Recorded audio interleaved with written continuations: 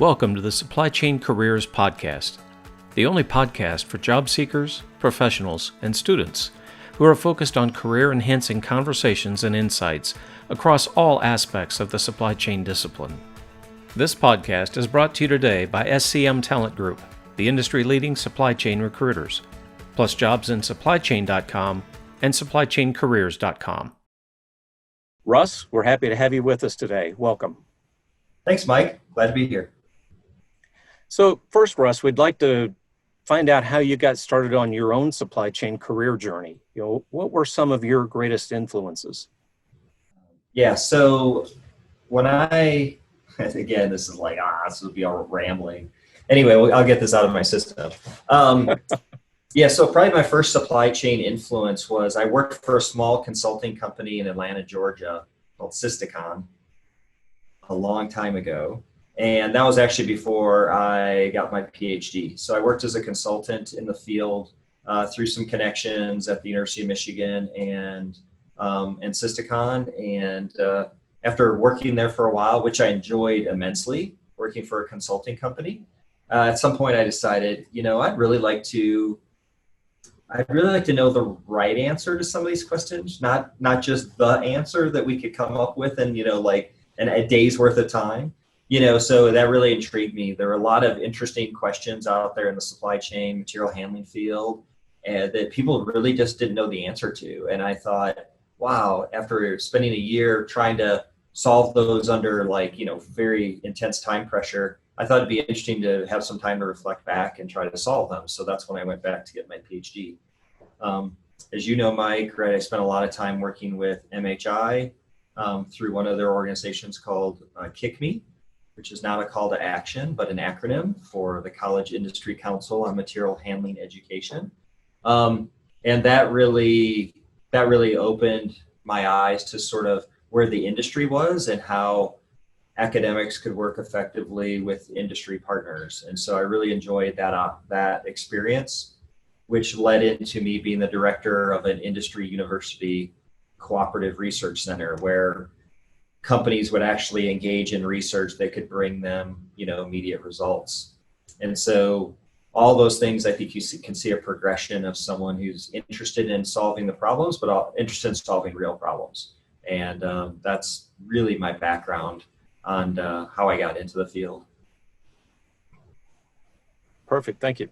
Yeah. So, you'd love to learn more about your responsibilities overall, understand your ever solution engineering and R&D, but can you tell our audience what that means in terms of the core, work that you're involved with, as well as the kind of the makeup of your team? Sure. So our solution design team are the folks that are responsible once we've gathered the requirements from a client.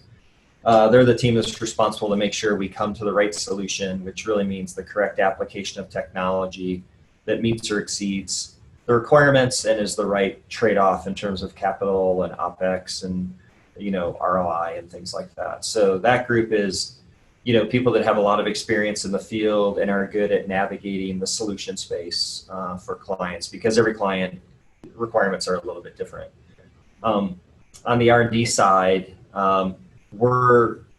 we have a lot of roles, but the main role is we're trying to provide mathematical modeling, simulation modeling, data analysis, algorithm development to make us a better company at designing, so that we can put tools and algorithms in the hands of the solution design folks so that they make sure that we get to the right answer every time. Could you tell us a little bit about your team? What kinds of backgrounds do you look for technically, but also what is important about the people and how they work with others? Yeah, so I think all of the folks on either of my teams are either industrial or mechanical engineers by training. They may pick up another degree along the way in graduate school, but I mean, they're all engineers. They all have sort of that background of analyzing systems, and on the industrial side, really thinking about data a little bit more.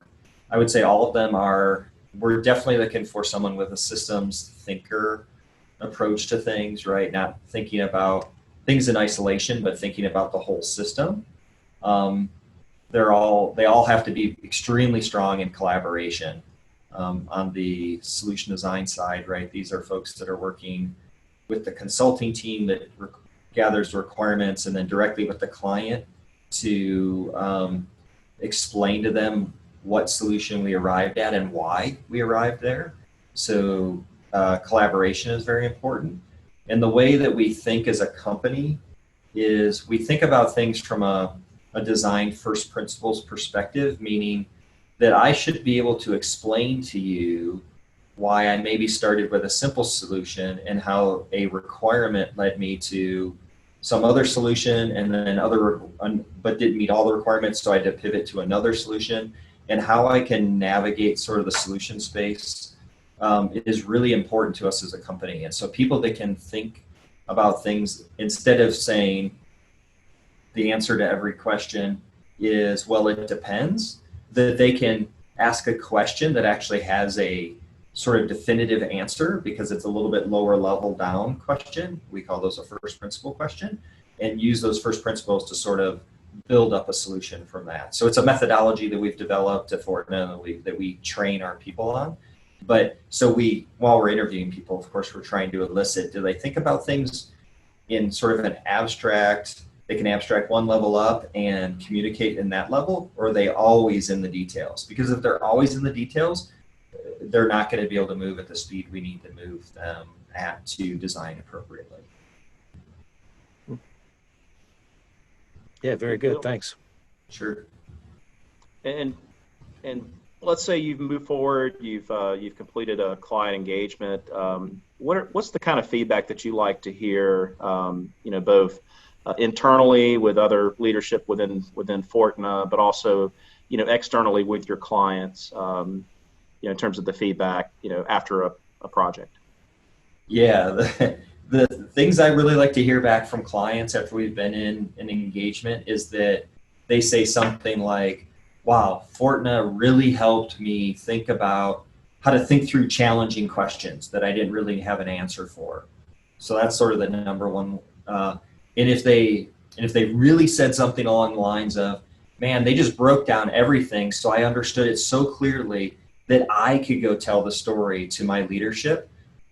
Again, that's a home run for us.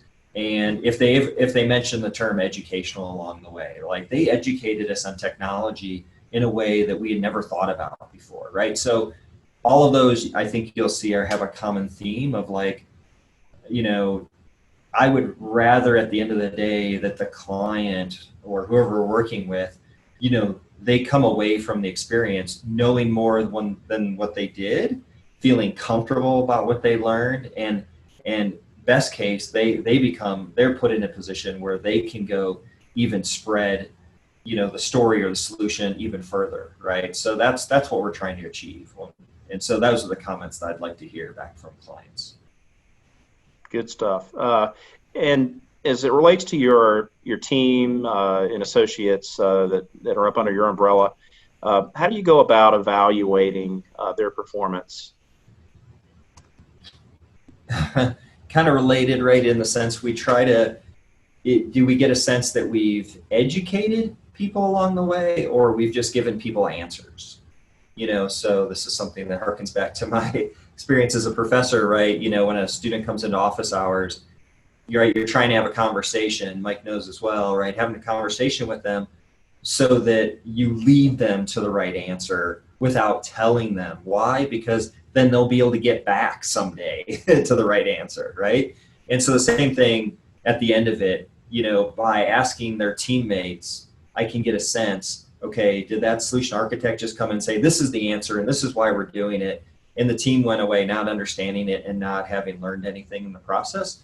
Or did they work collaboratively with those team members, so at the end of it, the rest of the team really understood where they got and why, and can bring that experience to their next project, right? So I'm trying to evaluate them. We talk about a lot of ways, but do they work through others, right? If they're in that leadership position, are they working through others, or are they just telling answers? And obviously we'd like the former, not the latter. And then I guess that's sort of on the process side maybe, and if I think about the results side, I really want to understand, did we enable better decision making and reduce our risk as a company, right? So our company is founded on the value that we do this every day, our clients don't. And so we should be better at it. We should take some of the risk out of the process. So as they're designing, are they being conscious of the risk trade-off and making decisions so that we get to a solution that for us does not seem risky, even though it may seem risky to our client? Excellent. Yeah, thank I you. don't know, that may be way too high level. Maybe you're looking for, we put goals and objectives. Yeah, now that's the basic stuff. That's the kind of what you said that's a great answer. I really like that. Okay. Yeah, one thing that I might follow up on that is trying to understand the makeup, maybe a little bit generationally, of some of the people that might be on the team. And anything as far as more frequent, constant sort of feedback and evaluation. Is there anything in that direction that you do?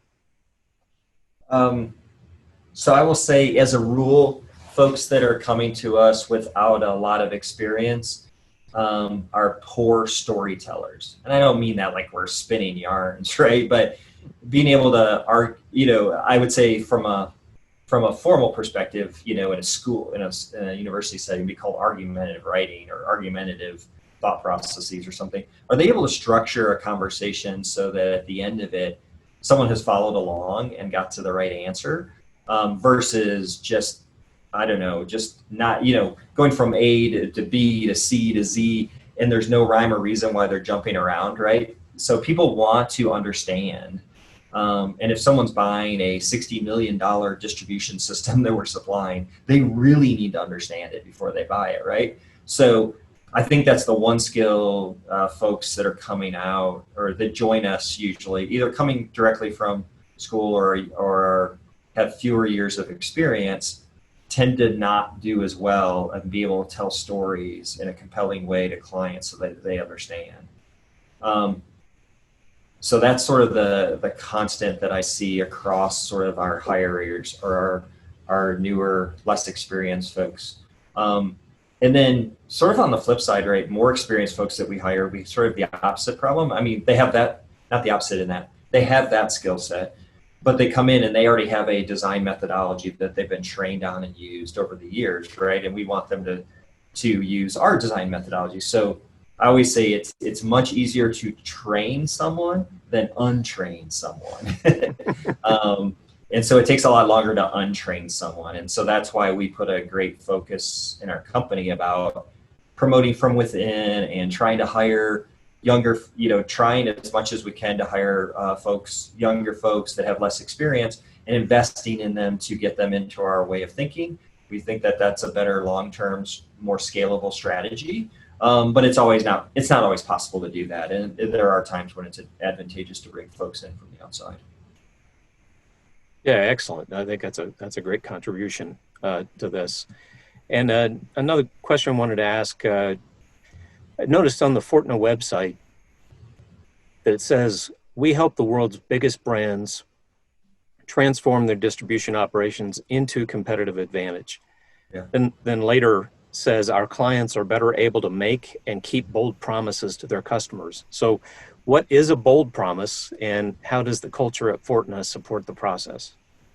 Yeah, I love that language. We don't use that so much on the design side. On the design side, we use things like service level agreements instead of bold promises. But yeah, so we're often working with clients that, they have essentially a weekly shipment to their retail stores. They get the orders days in advance, and they service those stores with cases that have stuff that could go anywhere in their store, right? That's where they are. And they're like, this isn't working. We need to go to replenishing our stores every day instead of every week. And our stores are not interested in 12 cartons with stuff in it that can go anywhere in our store. They want 12 cartons that are segregated by the planogram in the store, right? The different categorization of the way they store things in the stores, what we call store ready. And so that's the kind of promise that we're talking about is like, how do you make that transformation from once a week, you'll take what you get, to I'm going to put this in the best possible way to make your store operations as efficient as possible, right? That sounds easy from the store side, and they'll go, great. From the distribution side, of course, it provides an innumerable number of challenges to make that transformation. Same thing on the e-com side, just, going from, 3 or 4 day lead time to we'll ship it out the next day, to we'll ship it out the same day, to we'll ship it out in the next few hours, right? All of those are bold promises. We have a client that we worked with that their promise was, if you didn't get your order by the next day, we would send you a check for $50. And of course, they didn't want to send checks for $50. So they worked with us, because they were sending too many of those, to redesign their distribution operations so that they could reduce the number of checks that they had to send out. That's the kind of promise we're referring to, I think. All right, and there was the second part of the question about the culture of the team members. Responding to those kinds of promises and the things that clients ask for, what does it take in a person's makeup to be able to adjust to that? Yeah, we have a sort of a brand that started in HR, and it went across the company to be sort of more of our, internal cultural brand, right? I'd say, which is passion, promise, people.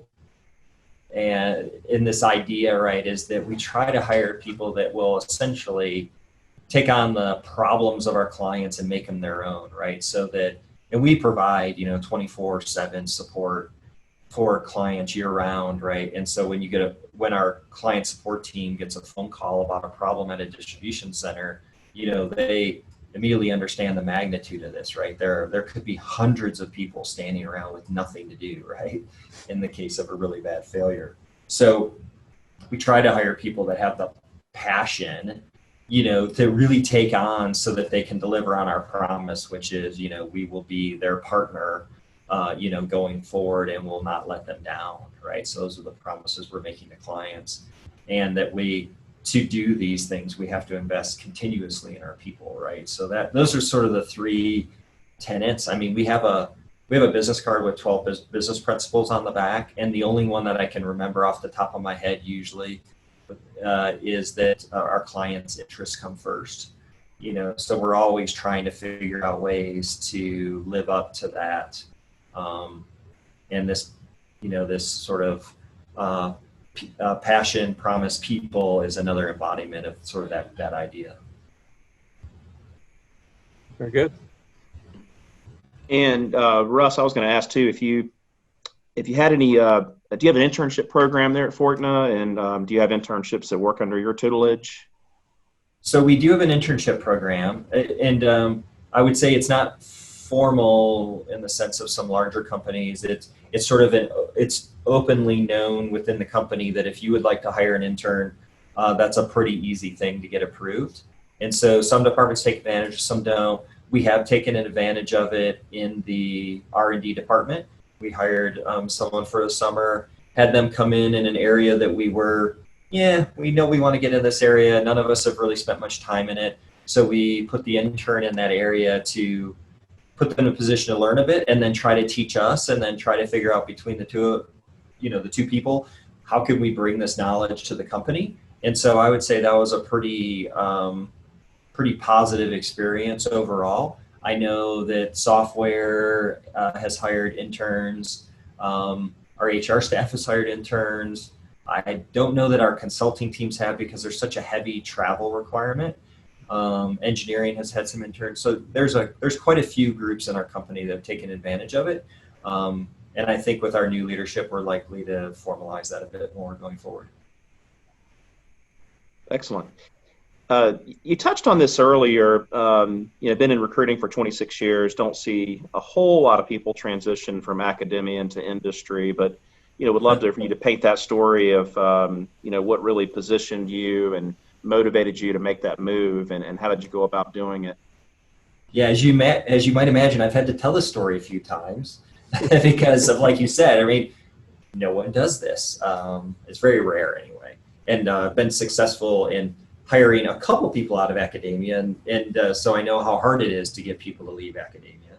But yeah, I was I'll try to give the short version of this. Like I said, I've given the story a few times, but I moved around a little bit in my academic career from different universities, and which was great for me, but one of the drawbacks was I always happened to move like right before I was going to go on sabbatical.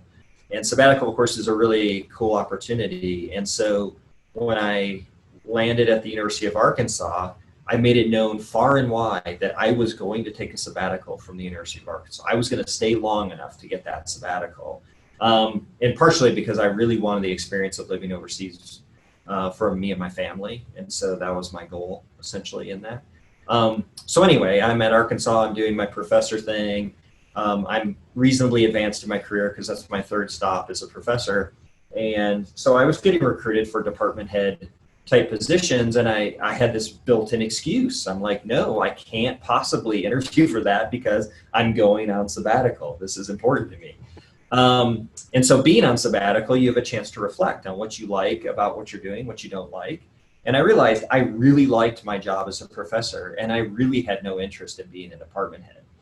And so that was a good realization to have. And I said, well, this is good. I will then go back to Arkansas, and I'm very happy. I think I'm pretty good at this. I think this would be a good way to, for my next 20 years of my career. But in the middle of that sabbatical, I, got a phone call. I set up an appointment with John White, who was then the CEO and president of Fortna. And he started talking to me about how they were starting an R&D group and how they wanted to hire, they liked my work. John and I knew each other from way back when. And he said, we'd like to hire one of your students. And so we talked about it for about an hour. And at the end of it, I said, you should just hire me. And he said, you'll never leave academia. Because his father is a professor, former chancellor at the University of Arkansas. So he knows what being a professor is like. And he says, you'll never leave academia. You have tenure. You have an endowed chair position. You're the director of a research center. You'll never leave academia. And I said, I don't know. It just seems like a great way to keep using my skill sets, but in a slightly different way. I'm very interested in it. So we talked over about the next year before we decided to sort of, that I wanted to make the transition. So it was about a year process, and one that was filled with a lot of investigation on both sides. But in the end, I'm thrilled that I made the decision. Awesome. How was your sabbatical? Where did you go? It was amazing.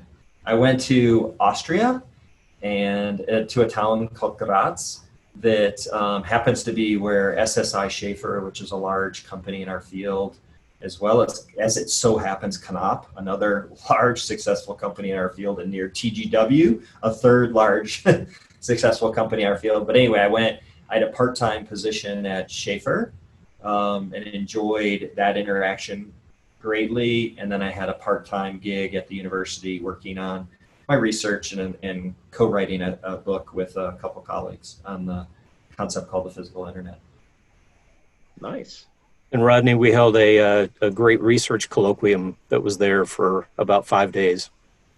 Yeah, it's a great town. It was, it changed our lives. Anyways, a town of, 400,000 people, but they had like no crime, tons of culture. You could walk everywhere. I don't know, it changed our outlook on kind of how we wanted to live. And certainly when I joined Fortna and I could live anywhere I wanted to live, it led off a search, and we were certainly searching for a town like Graz when we moved to Colorado. Nice. That's awesome. Yeah. I'll put that on the list. You absolutely should. Yeah. Oh, that's great. Great town. When safer to travel. Yes. Okay. Well, Russ, what would you tell students today as it relates to the hard and soft skills that you look for that lead to a successful career in supply chain?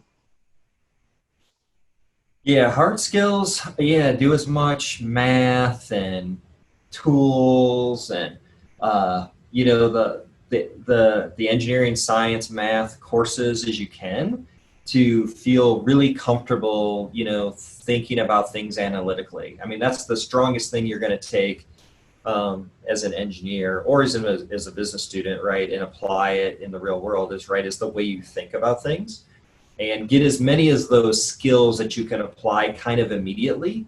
It's because that's certainly what we're hiring you for. We want you to come in with the best skill set you have and come in and do something immediately. And then from there, right, we're going to develop you further by taking advantage of the way you think, not the skills you have, because the skills will evolve over time.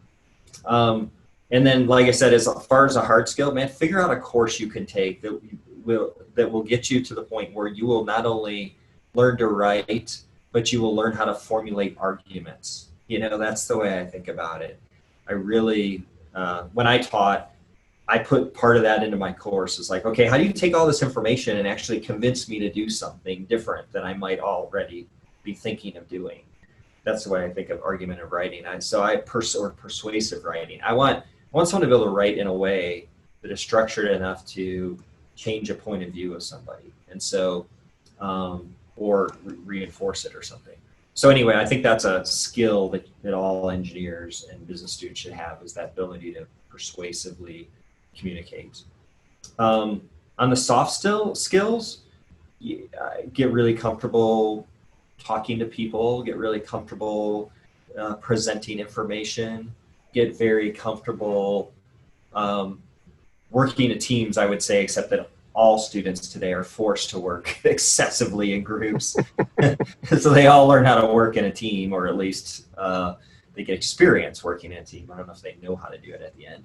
But I would say this idea of just being able to speak comfortably with lots of different types of people at lots of different levels is communication is the number one attribute that you'll develop your whole career, I think. So if you put yourself back in the shoes of an undergraduate student, if it's possible to do that after the time that you've been out, after the eons that have gone by, then what would you wish what do you wish you had known as you were coming out? Man, I know I've been harping on this a lot. I wish I would have understood the power of persuasion, the ability to relate to people. And I mean, I had a little bit of this. I mean, a little side note, something people don't know about me is I sold Fuller brush products door to door as a high school student, which nobody would do that. I mean, but selling stuff door to door, like putting yourself out there and getting rejected over and over again is invaluable to, learning how to try to relate to people and get across your points and, move something forward. So you don't have to end up in sales, but everyone should be in sales at some point, I think, in some minor way at least, so that they understand how to, because to sell means you have to be able to relate from the other person's point of view, right? And that's a skill that's, valuable no matter what you do, I would assume. And 100%. Maybe, oh, sorry, Rodney, you wanted to ask a follow-up? Oh, no, I was saying 100%. We're all in sales in some capacity, one way or the other, and that's a critical skill to have these days, be able to convey, your perspectives and arguments like you mentioned earlier. Mm-hmm. Yep. So one of the things that I didn't put in there that it kind of sandwiches in between, follow up to what you had just said. Sure. When you took that first industry position, then can you remember back, something that you say, wow, I wish I would have known this was how this worked?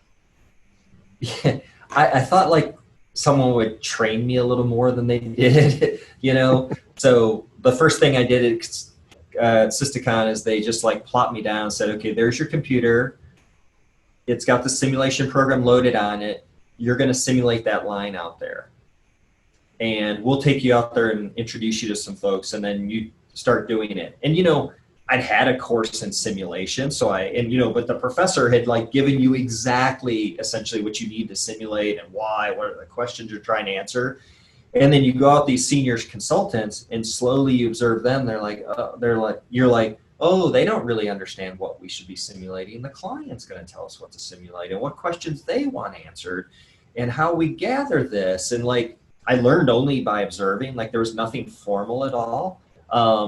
Which I kind of, you go from a university setting where you're constantly being educated in a pretty structured way for some desirable outcome. And then you go to work and it's like, they want the outcome, but they don't really do the things to train you, but they do let you observe people that are good at it. And so you have to learn by observation. And I didn't, maybe that's obvious that that's the way it would work, but I didn't know that when I got my first job. During this short break, we recognize that this podcast is made possible by SCM Talent Group, the industry-leading supply chain recruiters, plus jobsinsupplychain.com and supplychaincareers.com. And then also wanted to ask about, since you've been through these different steps, when you became a newly hired assistant professor, what was that kind of experience of something that you wish you had known stepping into that kind of role? Yeah, that one I can remember more just because I've reflected on it a lot more over the years, right? I would say.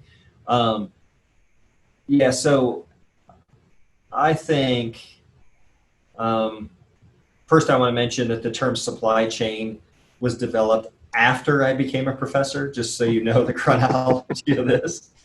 I actually gave one of my colleagues a hard time. He said, I'm going to start calling my research supply chain. And I told him, it's not your job to follow along. It's your job to lead. Anyway. So I don't know. I think it took me a long time to realize what was important. Like, of course, I knew publishing papers was important and getting money. And I'm not talking about that. I'm talking about the higher level, what was important, like the impact I could make on people's lives, students mainly, right? It took me a long time to sort of figure out that I was an independent entrepreneur. That's the way all faculty should think of themselves. They're an independent entrepreneur. They're running their own sort of enterprise where the university pays them a salary to do one part. And they expect them to do all these other things, but how they do those other things is really up to the faculty member. And you can quickly figure out how you're trying to maximize sort of your utility and reward from the university, right? That's the first layer. The second layer is like, okay, now, but what is important? Like the big important, not get you a little bit more money, not get you a little bit more prestige at the university, but what really is going to make the impact? I spent a lot of time thinking about that. And spent a lot of time, working with first generation college students, because I was one of those, trying to give them that little bit of something, right, that would give them a little bit, make an impact on their career, their life, etc. So I spent a lot of time, picking out the students to invest a little bit more in, because I saw something that where they needed it for one reason or another. And that in the end was what I thought was truly important in that role. It took me a long time to figure that out. That's great. So Russ, we know online retail, e-commerce continues to grow at a very rapid pace. Yeah. We also know that labor, warehouse space is very tight, high demand for labor.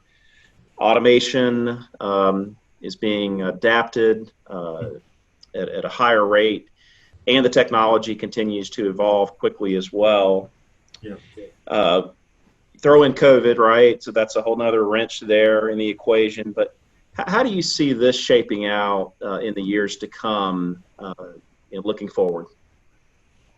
Yeah, well, you just described exactly what's keeping us in business.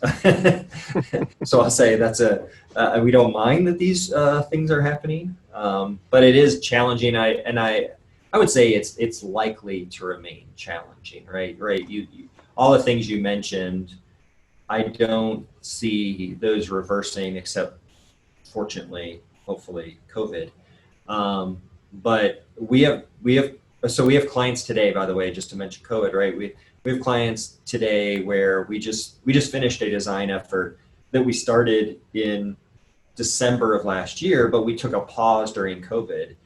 And when we re-engaged after sort of the critical period of COVID, they had new requirements on how they want us to design the distribution center, because COVID is likely to be resolved, but there may be something down the road, right? And they don't want to be caught as flat-footed as they were this time. So it's already having an impact on design. It's already having an impact when clients say, I'm thinking about automation in a new way now because of COVID-19. So yeah, that's definitely having an impact. I think that may subside a bit, but the other issues of labor availability on the one hand and the increasing pace of technological development on the other hand, right? I'm sure that's likely to continue, and e-commerce is not going to go away, obviously. So we spend a lot of time as a company thinking about things, and I would just say sort of over, in terms of the years, here's the hardest part when clients come in and they talk about automation, how they would really like automation because of some labor issue. When you get into the nuts and bolts of it and they're faced with a financial decision, what almost always kills automation is what we would refer to as the peak to average ratio, meaning the peak amount that they have to fulfill in a day versus the average amount that they have to fulfill in a day. If that's low, like in some industries like grocery, it's a lot easier to justify automation. Why? Because automation is justified on the average day, not on the peak day. The peak day might only happen for 10 days out of the year. You can't take the labor savings for that day and somehow justify the automation. It's almost always the average day. So as the peak gets bigger and bigger versus the average, it's harder and harder to justify that automation because, of course, you need the automation for the peak day. So that's what I still, and again, this is outside my expertise, but it drives me crazy when almost everybody's peak is related to the Christmas holiday season. And those days, Black Friday, Cyber Monday, are 4 to 5 weeks before some of that product is actually needed. And I'm like, man, if all these retailers could figure out a way to slice off the top of that peak and move it into other days and not upset their customers, right? Boy, they could justify a lot of this automation that they're frustrated that they can't justify because they have not done that. Anyway, I don't know if that's at all what you were looking for, but to me, that's the thing I would love to see every time I go online to order something on Cyber Monday, where they give me a choice of price by when I want it delivered, or a coupon that's available to me if I postpone it for a week, because greedily from the supply chain distribution guy, I know how much easier that would make their distribution center function. And I don't care if it's delayed as long as I get it, I don't care if it's delayed a week because I don't need it for 4 weeks. I think understanding that dynamic, I think would be a huge advance in the field and allow a lot more technology to be adopted. Fascinating. Thank you. Yeah, I don't know if that's at all what you wanted to hear. But no, that's a great answer. I've heard the term, Mike, and correct me if I'm wrong, is it lights out, where you have a fully automated environment? Do you foresee that happening in the near future? Is that kind of far off in the distance? We definitely have islands of that sort of being applied today. Mm-hmm. Do I see that being widespread in the future? No, I don't see that being widespread, but I do see more automation being adapted. And I think people look at that and say, oh, that would be impossible for us to do. And therefore they feel like it's impossible to do anything. And I think that's where people get lost, right? There's a lot of in-between things. And I think companies are starting to do it. When we were first talking to companies about picking with a robotic arm, they would say, oh, that can't handle everything. And they would dismiss it. And they were right, but they were wrong to dismiss it, in my view, right? Instead of saying, 80% of my stuff can be picked with a robot, why don't I figure out a way to design it so I can take advantage of that for 80% of the stuff, right? So I think people are understanding that if you're going to do automation, you have to think about where the automation is and what your needs are, and find that good compromise, and not let perfect be the enemy of good. Excellent. And a follow-up question on that is, being in R&D, you've got your job, I'm sure, is to keep track of those technology advancements. I was curious how you do that. Do you do that from internal? Do you have third-party, research companies that help out with that? And second part of that question is for the listeners out there, what would you recommend for them in terms of ways they can keep track of trends that are going on within the supply chain world? Yeah. So first I'll know, yeah, we do have an advantage in the sense because we're charged with doing this, right? This is part of my job in solution design is to make sure that we have a point of view on all the technologies out there. And of course, we utilize R&D to help us fit together kind of everything in the landscape, to know how everything relates to one another so we can successfully apply technology. So yeah, it's part of my job. So that's why it's a little easier for me. I'm front and center, whereas other folks, it may be just something they see from time to time, right? So we also internally, as you mentioned, internal, right? We have a, for lack of a better word, a business intelligence group, right? That essentially pushes to me weekly, right? A summary of what they saw that they thought was interesting over the last week. So similar to probably emails that you receive from organizations like MHI or something like that, right? Where they're curating content that is very appropriate to folks in our company, right? So I have that advantage as well. And I would say, even with those advantages, right, it's hard. It's a challenge, right, to keep up on things. I'm constantly being, a salesperson will say, oh, I saw this technology. And I was like, wow, I've never even heard of that technology. And, we go in scramble mode trying to decide what it really is, what it really brings to the market. So yeah, in terms of advice, the second part of your question, I would say find a reliable source of getting a weekly digest, right? I mentioned one, MHI, but there's a lot of groups out there that'll push you a weekly sort of summary of stuff that they came in contact with, or some way that you can figure out how to do that appropriately for yourself. And because I think it's something you have to maintain, right? It's just something that you have to view as being part of your job, is to constantly be looking at that, because if you do it in chunks, it'll be sort of impossible, I think, to pull it all together correctly, what's out there, and be able to position things against each other. So yeah, I would sort of challenge everyone, try to keep a mental map of how technologies or whatever topic you're interested in relate to each other, right? And you'll have to do that often. You'll have to constantly be updating it and challenging how they fit together often for you to get a really reliable mental map of what that looks like. Because it's so dynamic. And then, of course, find ways to validate that over time, right? Go to trade shows or some other way, have conversations with peers in your field where you sort of expose part of your mental map and let them challenge it or think about it. And I think that's the way I think about it. I'm maybe completely different than anyone else is, but that's the way I think about it. And just one follow-up question there. Do you have like a test lab where you hear about these latest tools and gadgets that are out there? Do you guys get a opportunity to actually test and see if you can utilize them in your environment? What does that look like? Yeah, so we've done that occasionally in the past. We're doing more of that now, I would say. We've, as a company, have invested. We used to and I say I don't mean to be pejorative, right? We just did the controls layer on equipment.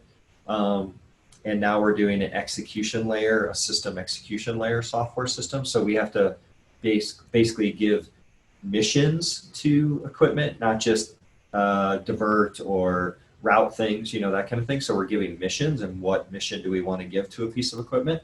And so that's taking us up the food chain, so to speak, in the software world. And so, yeah, there are some pieces of hardware that we buy, an instance of that technology just to work out how are we thinking about utilizing that equipment, and can we effectively communicate and control it in the way that we're thinking about. And so, we've done that on a limited scale at this point.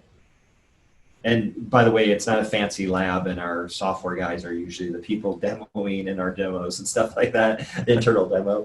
We're trying to do a little bit more of that. Because, at the end of the day, right, we're designing distribution centers, which has a lot of technology in it. So at our core, right, we're a technology company and a software company. even though we're a people company first, because that's what, our company, we're not selling hardware per se, our own hardware, we're selling someone else's hardware. So we're a people company, right? It's our intellectual capital, but we're doing that through hardware and software. So we have to spend a lot of time working with hardware and software. Right. And that, I'm sure that includes drone technology as well, which obviously is advancing quite a bit. Drone technology? Mm-hmm. Is that what you said? Yes. I guess I would say since we're so focused on the interior of the distribution center instead of exterior, and I know there are some applications on the interior, we have not spent much time on that. It's not something that has sort of risen to the level of a game changer on the technology side. Okay. Like a picking arm does, or a collaborative robot that takes away half of my walking or something. Yeah, absolutely. The things that enhance people's capabilities. Yeah. Yeah. Yeah, like for drones, really the only thing I've seen that really I thought, yeah, that makes sense is cycle counting. Right. Yeah. So I was going to back up just a little bit to a question that I apparently had skipped and realized that I'd skipped. I think particularly for this kind of podcast is good. And So I wanted to know from your perspective, when you personally and your team engage directly with clients, what kind of characteristics have you seen from what you see of the clients that give you confidence that you're likely to have a good relationship and success together? Okay, so this question is, I'm working with clients, and what's going to make a really good client versus a hard client to work with? Yes. Yeah, so a really good client for us is someone who is educated, right? That understands the trade-offs. Maybe doesn't understand them the same way we do, or to the level we do, or all the different technology, but they're used to making trade-offs, because the hardest thing to work with is someone who doesn't understand that there sometimes is, you can't have everything, right? Everything has a consequence, so to speak, right? If you want a little bit more of this, you're likely to get a little bit less than that unless you're willing to pay more for this, right? So this the trade-off, right, of productivity, cycle time, and investment, right, are the three. I know manufacturers have cost, quality, time, but we have sort of cycle time, productivity, and investment, right? And you can't have all three in any one given decision. So if someone understands that and is used to making trade-offs, right, they're a great client to work with. If they don't understand that, and then it's challenging to be able to get them to that point. So I would say that's probably the most important part, is just understanding in a systems perspective how there are lots of trade-offs that have to be made, because we certainly make tons of trade-offs as we're doing a design to try to get to a point where we meet or exceed all their business and operational requirements. And I guess the other thing I would add is, if they really understand that technology is just a lever, is just a part of the solution, how to operationalize, the technology is extremely critical to its success. It's not, just technology by itself is probably not the answer. It's thinking about how you incorporate that into an operation that's going to really provide value for them. Okay, good. Yeah. And one of the other aspects that we wanted to ask about was, supply chain careers need continuous improvement. Mm-hmm. How do you see the role of both academic and industry-based professional development, different kinds of training, credentialing, any of that changing over the coming decade to support the need for that continuous improvement? Yeah, as I mentioned, right, we're a people company, we're a professional services company, so we're always learning new things and figuring out how to relate it to old things. So that is really second nature to us. And I do sort of feel for the person who's like the director of engineering that works for one of our clients, right? That they've got a day-to-day job that is very focused on the four walls of the distribution center. and yet they have to constantly think of ways to improve themselves and the company through what they learn, right? And there's a lot of different places to do it. And, in some ways it'd be better if there are fewer, right? Because then you could invest, be obvious what the choice was, and you could invest a lot of energy in that. But there's sort of, you can do it a lot of ways if I'm one of our clients, right? You could go, hey, I want to learn about new technology, so let me go to the manufacturer that sells that technology, and you will get a very good perspective from that manufacturer's perspective on that piece of equipment, which will be valuable, but not the whole story, right? So you could go to the MHIA, which is like a group full of manufacturers by and large, right? And so maybe that's a little bit better.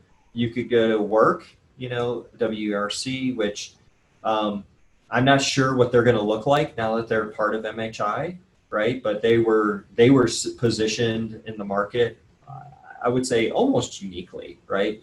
As a really focused on distribution supply chain issues. I guess CSCMP might be more in the supply chain, work was more on the distribution side, focused on educating the working professional. IIE or IISE, Industrial and Systems Engineering Group, right? They're more broad, but another good place you go. You get my point, right? There's a lot of places you could go. You could go to Georgia Tech Summer School. You could, what's the right delivery model for information today, right? You're doing a podcast because you think that's one way to do information transfer, right? There's a lot of ways to do this, and it's probably not a one size fits all. There's probably a different answer for each person because everyone's an individual. But it's going to be hard, right? There's so many different ways to get that information, and it's a hard thing to do to keep up with. So it's challenging. I know universities, I mentioned Georgia Tech because I know they may still have, their summer school through their logistics center. There was a research center that I was involved in, the Center for Excellence in Logistics and Distribution, which was a multi-university research center that was solving applied research problems. So I know that's one way, because besides research problems, you're exposed to a lot of different academics and training programs. There's so much out there, but that it's a challenge to figure out what's the direction to go. I accept the premise of the question. I don't think I have a good answer. No, that's fine. It's a difficult one. Is there anything that you've seen your own team do well in trying to improve themselves that may have surprised you?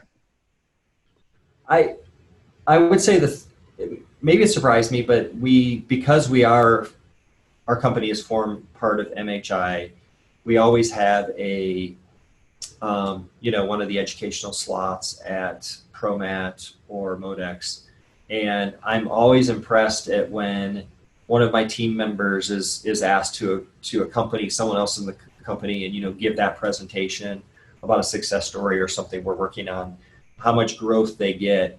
But, that just feeds into my whole philosophy on education, is you learn by doing, right? And so they learn a lot about a subject by being forced to present it and try to teach someone else about it, right? So I know that that's still the best way to learn things, but that's not always practical in this field, right? To have those experiences to learn by doing. I would love every company out there to learn by doing, by implementing new technology all the time, but that has a cost. That's a price tag associated with that, so it's not always possible. Yeah, excellent point. Rodney, did you have anything else that you wanted to ask? No, just maybe one more question around we sort of touched around it, but change management and really getting the client to get on the bus with the solution. Are you guys pretty heavily involved with that aspect as well? Yeah, we do. So when we're designing a distribution center, that's a 8 to 12 week project with a client, and we often talk in the company, right, like about how, well, geez, right, if we could do that faster, right, we could generate more revenue per associate, right? But that discounts the role of that process. What that process is, right, for part of their change management, right, is just going through a design process and getting the right people in a room for 8 to 12 weeks, going through the process, understanding why we're going from A to B to C to D, right? Seeing that journey, right, is part of their process of getting people on board and moving in the same direction, because not everybody moves in the same pace in that direction. Some people want to go back, and we have to go back with them and bring them forward, right? And so you can see that's part of their change management. It's not formal, right? I don't think they refer to it that way or think about it that way, but it's obvious from the outside. That's part of the way that they're going to get buy-in to a solution and change. And so, whereas we say, boy, if we could get that to 6 to 8 weeks, think of how much money we could make. We really can't, because we have to work with our clients, right? They have to come along with us. It's not going to be any good for us to get to the finish line at 6 weeks and they're left behind, because we have to go back and get them. It's going to take longer than it would have if we would have went along on the journey with them, right? So, it is part of the change management process. It is them taking ownership, because again, we're a consulting company, right? We're leading them through the process, but in the end, it's their solution, and they have to own it at the end of it. And so the whole way, right, is this sort of transformation from things that are in, my guys' heads into tools, into deliverables. We're slowly moving the responsibility over onto their side, the ownership onto their side. And everyone understands that, but I don't think it's talked about very frequently. Great. Thank you. Thank you Sure. so much today. Mike, were you good on questions? I'm good. Yeah, I think so. I guess one thing I did say that I wish I would have said was something along the lines of like, I taught for a lot of years, and one of the things I really learned was you cannot judge someone's future success by the 4 years they spend as an undergrad. Like, you'll see students mature and change and develop over those 4 years, and you'll see some students that don't mature and change over those 4 years. But then they go out and they come back and they're super inspired and they're doing really cool things. And you're like, wow, I never would have guessed it, which just goes to show you, like, these are young people and they're still forming, and you cannot tell everything, so never discourage any, so you take away from that, never discourage anyone, never, say someone can't do anything, because you've been proven wrong so many other times in your career when you've had those thoughts like, boy, what is that person even doing here, right? I'm sad to say I've had that thought. But then, my experience shows me that some of those people go on to just be great engineers or, great in their career. And so you can't tell. So we shouldn't be in the business as educators of, standing in people's way, being gatekeepers, I don't know, trying to measure success. You put a syllabus in front of them, put a point system in front of them, and you play that game for a class. But as far as their development as a human being, and you should be their cheerleader. That's your job, Give them as many skills as you can and hope they do great work, because most of them will. Russ, thank you for a great conversation and for your insights about supply chain careers. Thanks for having me. I appreciate the opportunity.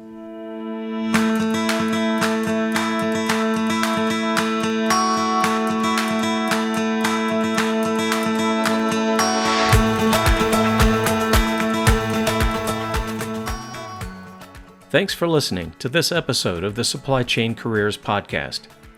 Be sure to listen to other episodes and sign up to be notified when future episodes are released, as we continue to interview